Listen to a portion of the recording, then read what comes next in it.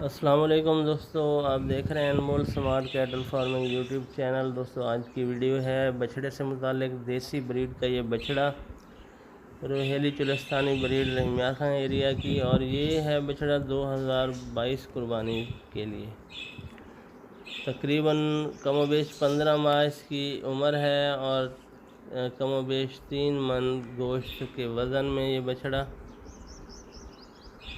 Demand है इसकी 71,000। Location है Rahimiya Khan. Cargo all over Pakistan देंगे। कार्गो के अखराजात बाज़िम्मा ख़रीदार होंगे। इंटरेस्टेड दोस्त जो हैं इस नंबर पे रब्ता करके बार्गेनिंग कर सकते हैं। और जो दोस्त नए हैं हमारे चैनल पे वो चैनल को सब्सक्राइब करें, वीडियो को लाइक शेयर करें, ताकि इस तरह की वीडियो जब अपलोड की जाएँ तो उसका नोटिफिकेशन टाइमली आपको मिल सके। दोस्तों ये इंतहाई मुनासिब में गोश्त के मूल में बछड़ा आपको दे रहे हैं।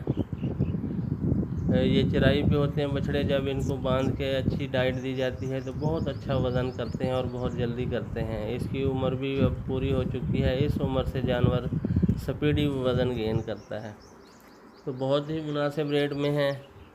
जो दोस्त पहले कॉल करेंगे उनको ये दे दिया जाएगा 71,000 में।